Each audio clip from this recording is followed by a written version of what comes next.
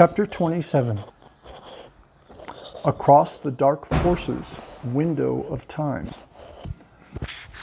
Quote, during that night of my dreams, I thought of how to transport people across this window of time of the dark forces. My plan and conscious awareness were precise and real, and they accepted them. In the book you are going to write, there will be unobtrusive combinations, formulations made up of letters, and they will arouse in the majority of people good and radiant feeling. These feelings are capable of overcoming ailments of the body and soul, and will facilitate the birth of a new awareness inherent in people of the future. Believe me, Vladimir, this is not mysticism.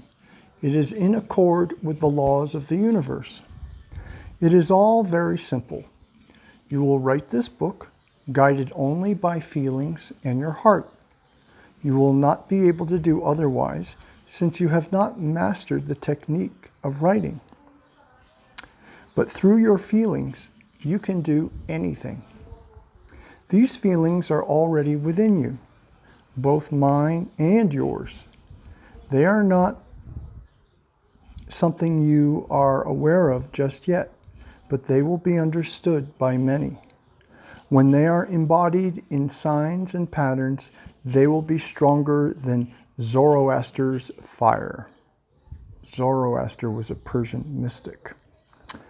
Do not hide anything that has happened to you, even your most intimate experiences. Free yourself from any sense of shame, and do not be afraid of appearing ridiculous. Humble your pride.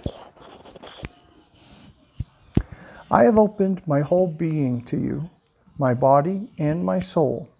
Through you, I want to open myself to everyone. Now I am permitted to do this.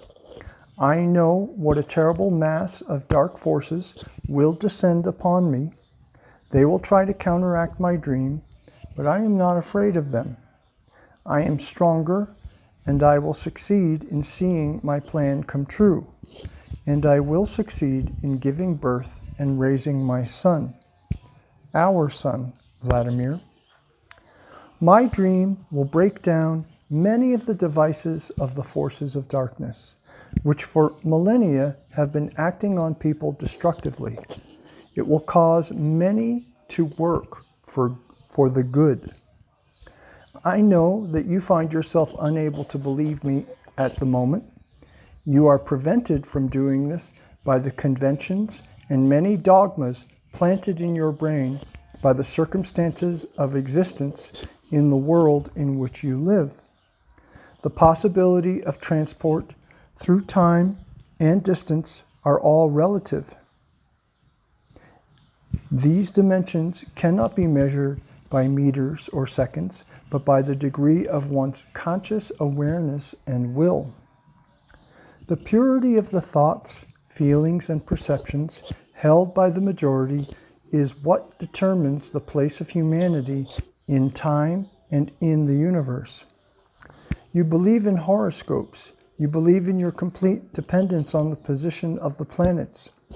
This belief has been attained through the aid of the devices of the dark forces.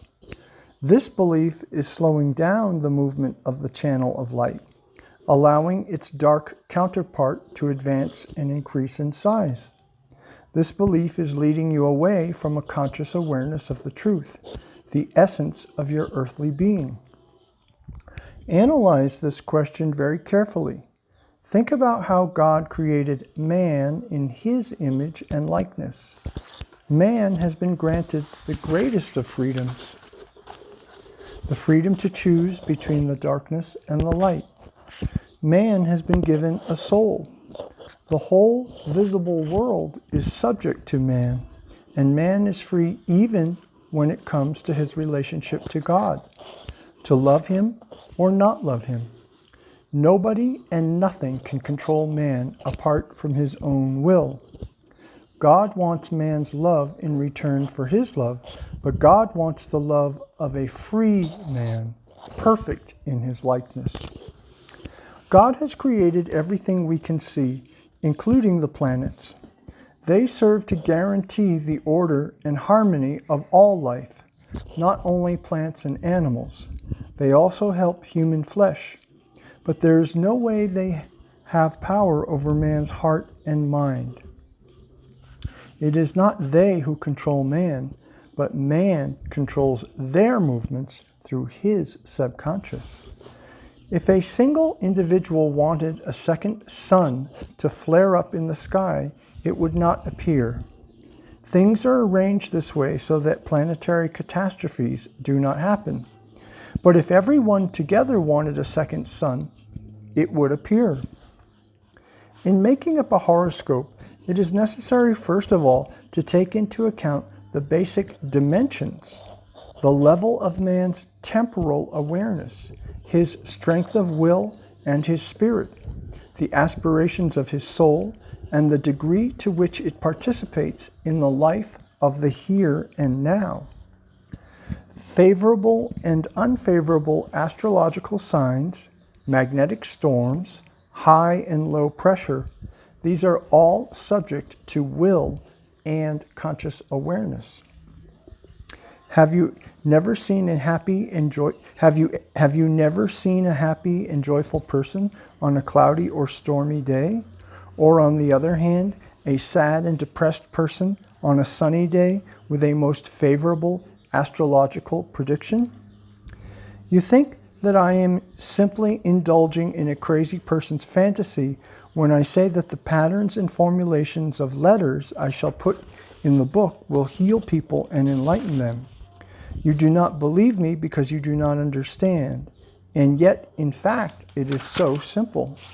You see, right now, I am talking to you in your language, using your speech idioms, and I even try sometimes to speak with your voice inflections. It will be easy for you to memorize what I say because this is your language, belonging exclusively to you, although understandable to many people.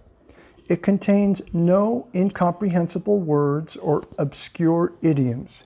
It is simple and therefore understandable to the majority. But there are certain words or word orders which I have changed just a little, but only a little. Right now, you are in an excited state, and therefore whenever you recall this state, you will recall everything I have told you, and you will write down what I have said. And that is how my combinations of letters will fall into place in your book. These combinations are very important. They can do wonders, just like prayer. After all, many of you already know that prayers are specific combinations and specific patterns of letters.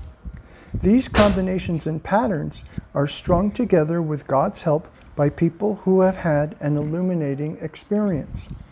The forces of darkness have always tried to deprive man of the opportunity of drawing upon the grace emanating from these combinations.